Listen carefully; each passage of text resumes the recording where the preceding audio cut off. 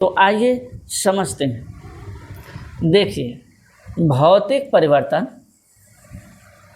Physical जो changes होते हैं वो क्या होते हैं। पदार्थ में होने वाला एक ऐसा परिवर्तन होगा जिसमें पदार्थ का रंग, रूप, उसका आकार, उसका परिमाप, इन सब को क्या करेगा, बदल देगा, लेकिन कोई नया पदार्थ नहीं बनाएगा। अगर इस प्रकार का आप परिवर्तन पाते हैं तो वह होता है आपका क्या, भौतिक परिवर्तन। एग्जाम्पल के तौर पे हम समझ सकते हैं क्या, बर्फ़ का पानी बनना, पानी का बर्फ़ बनना, पानी का जलवाष्प बनना, जलवाष्प का पानी बनना, शुष्क बर्फ़ का उड़ना, कपूर का उड़ना। अगर यहीं पर होता कपूर का क्या, जलना, अगर यहीं पर होता कपूर का जलना, तो यह कौन सा परिवर्तन हो जाता, रासायनिक परिवर्तन हो जाता। आयोडीन का उड़ना, मक्खन का पिघलना, कांच का टूटना, कागज़ का फटना। अगर यहाँ पर होता कागज़ का क्या, जलना, तो कागज़ का जलना रासायनिक परिवर्तन होता है। नमक का पानी में घुलना, शक्कर का पानी में घुलना, कपड़ों का गीला होना, कपड़ों का सूखना, धातु के तार मोड़ना, घी का पिघलना। ये जितने भी उदाहरण आप देख रहे हैं ये भौतिक परिवर्तन के उदाहरण हैं। आइए देखते हैं। अब देखिए, अगला उदाहरण है धातु का पिघलना, कंघी से कागज़ के टुकड़ों का चिपकना, मोमबत्ती का पिघलना। अगर यहाँ पर होता मोमबत्ती का क्या, जलना, तो मोमबत्ती का जलना रासायनिक परिवर्तन हो जाता। धनुष की डोर का खींचना, रबर को खींचना, स्प्रिंग को खींचना, कागज़ का गलना, पत्तों का गिरना।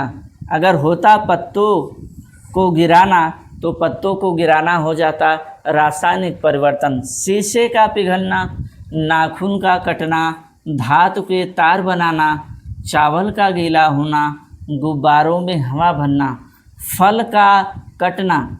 अगर यहाँ पर होता फल का पकना या फल को काटना, फल का पकना या फल को काटना, तो यह हो जाता रासायनिक परिवर्तन। मिट्टी की मूर्ति बनाना, पानी में नमक या चीनी का घुलना, कपड़े का फटना, विद्युत बल्ब का जलना। अगर यहाँ पर हो जाता विद्युत बल्ब का क्या होना, फ्यूज होना, तो यह हो जाता रासायनिक परिवर्तन। तो जितने भी उदाहरण आप देखने को पा रहे हैं यहाँ तक जितने भी उदाहरण आप देखने को पा रहे हैं ये सब भौतिक परिवर्तन के उदाहरण हैं। इनमें भौतिक परिवर्तन हो पा रहा है। फिर से हम समझते हैं भौतिक परिवर्तन है क्या। भौतिक परिवर्तन एक ऐसा परिवर्तन होता है जिसमें पदार्थ का रंग, रूप, आकार और परिमाप, इनमें तो परिवर्तन कर देता है, लेकिन कोई नया पदार्थ नहीं बनता। साथ ही साथ इनमें जो परिवर्तन होता है वह अस्थायी परिवर्तन होता है, इसलिए हम इनको पुनः प्राप्त कर लेते हैं। ठीक है, चलिए अब आगे देखते हैं रासायनिक परिवर्तन को। देखिए, रासायनिक परिवर्तन, रासायनिक परिवर्तन एक ऐसा परिवर्तन होता है जिसमें पदार्थ की रासायनिक संरचना और रासायनिक गुण बदल जाते हैं और साथ ही साथ एक नया पदार्थ भी बनता है। पदार्थ का जो रासायनिक गुण होगा, पदार्थ की जो रासायनिक संरचना होगी, ये तो बदलते ही हैं, साथ साथ इनमें एक नया पदार्थ भी बनता है।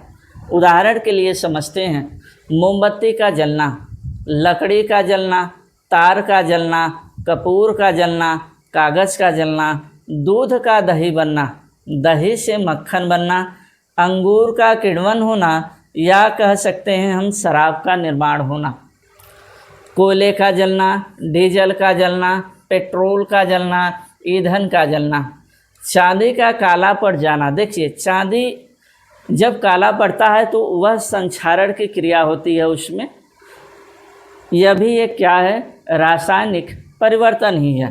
प्रकाश संश्लेषण का होना, मिट्टी के बर्तन का पकना, हाइड्रोजन और ऑक्सीजन से जल का निर्माण होना, गन्ने से गुड़ का बनना, रोटी में फफूंद लगना, आतिशबाजी होना अर्थात पटाखों का क्या जलना, स्टील के बर्तन में जंग लगना, प्लेटिनम तार का जलना, अम्लीय वर्षा होना, पटाखों का फूटना, पानी में इनो मिलाना, शराब का सिरके में बदलना, बिजली के बल्ब का फ्यूज होना, तांबे का हरा होना, अंडे का उबलना या पकना, पानी में बेकिंग सोडा मिलाना, अंडे से चूजे का निकलना, लोहे पर जंग लगना, भोजन का पचना या पचे हुए भोजन में क्या दुर्गंध आना,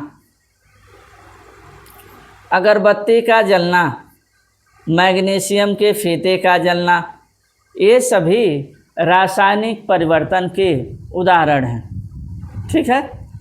और देखिएगा इसमें एक विशेष बात समझिएगा, भौतिक परिवर्तन और रासायनिक परिवर्तन में भौतिक परिवर्तन जो होता है वह अस्थायी परिवर्तन होता है, इसको हम पुनः प्राप्त कर लेते हैं, लेकिन जो रासायनिक परिवर्तन होता है वह एक अस्थायी परिवर्तन होता है, इसमें हम उस पदार्थ को पुनः प्राप्त नहीं कर पाते हैं।